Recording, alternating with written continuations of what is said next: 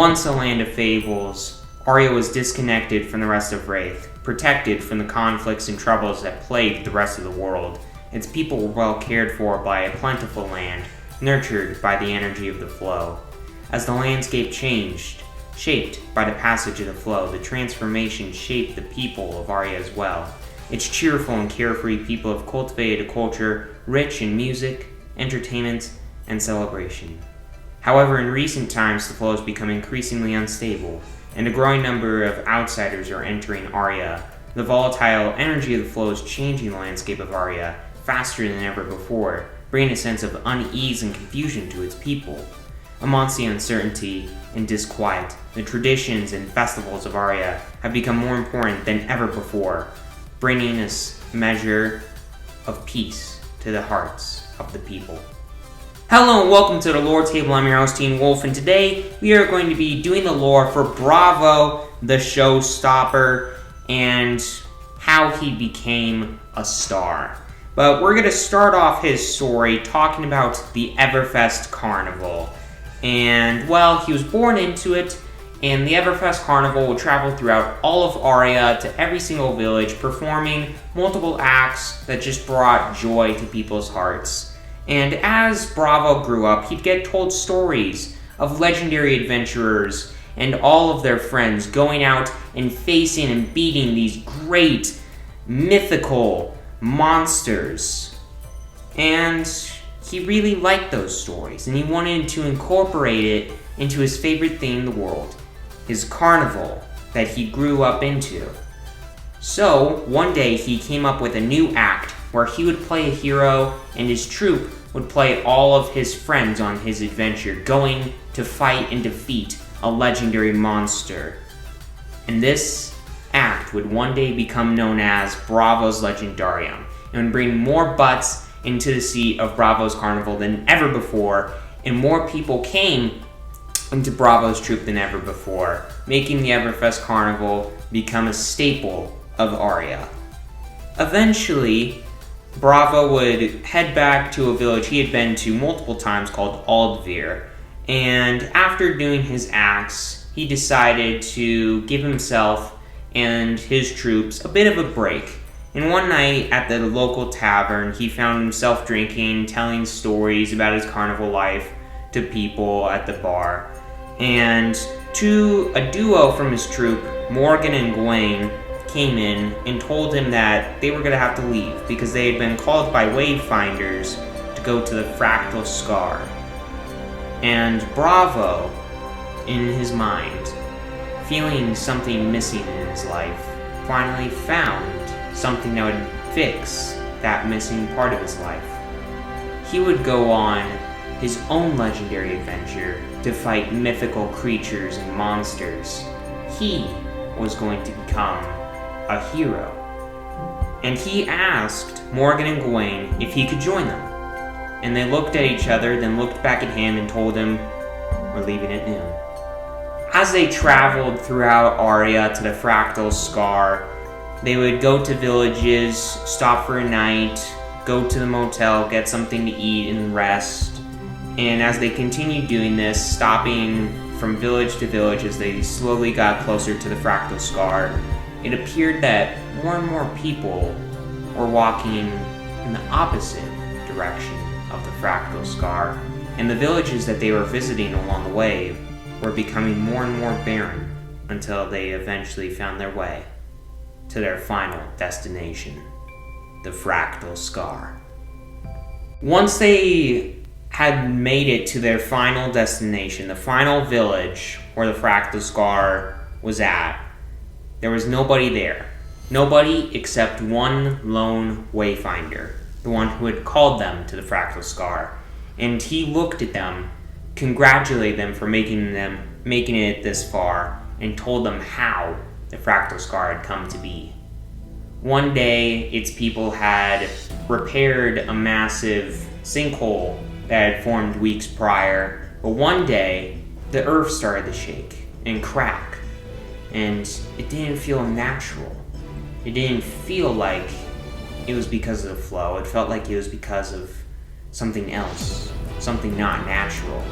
And as people started going towards the source of this shaking, of this cracking, they would be led directly into a trap. The earth would start to crack, and a hole would open up in the ground. And from that hole, these unnatural creatures would come out with claws and limbs disformed and discontorted, with a smell so foul that it would literally burn the eyebrows off of your face, and it would make your eyes burn and wet like onions. It was a very terrible smell, and these creatures were known as the dregs. They are very terrible creatures, almost like goblins, undead goblins. You know, that's a good way to think of it. They're kind of like undead here. I gotta write that down. Anyways, they were told of these creatures. They were told that they had come from the Fractal Scar, and they had pushed everybody from this village and villages around this one away, and they were slowly invading Aria. And the Wayfinder told them, you must stop these dregs. You must kill every last one of them and rid them of this earth. So, that's exactly what they did. They would go out on little missions and adventures for the next couple of months, killing little parties of dregs at a time. 2, 3. They would get better and better at defeating these monsters. And one day, the final battle would begin. The Wayfinder had called Morgan, Gawain, and Bravo back to the village and told them to go to this meeting spot, because there they'd be meeting with everybody else that the Wayfinder had called to face the last of the dregs in one last final battle. So that's exactly what they did. And as they got there, they saw other people readying and getting ready to go for battle, getting their potions ready, their poisons, getting their magic ready to go, sharpening their weapons, their blades, for one final fight against the dregs to rid them of this earth once and for all.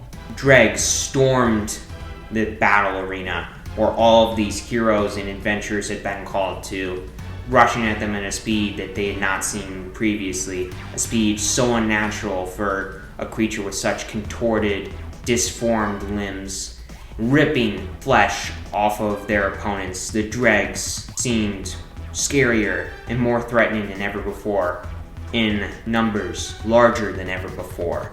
And as all the dregs were coming at all of our adventurers, all of our heroes, Bravo, Morgan, and Gawain, one leaped at Bravo, tore into the side of his arm. Ah! He screamed in pain, and as a few more came at him, he started to feel something. Not blood, something else. Something more majestic, something from the heavens. A light flowing throughout his body, some kind of rainbow, it seemed, as it made his body glow like a rainbow, and he had been blessed with power of the heavens, of the flow, and as this rainbowy glow glowed throughout his whole body, he felt more powerful than ever before. He took his hammer and Nothos and started swinging around in circles, beating the heads off of every dreg in his path, destroying them at a rate quicker than he had ever done before. And in a very short time, he would defeat every last one of the dregs and end the battle with the dregs and seal the Fractal Scar and all the unnatural monsters and filth from Aria once again.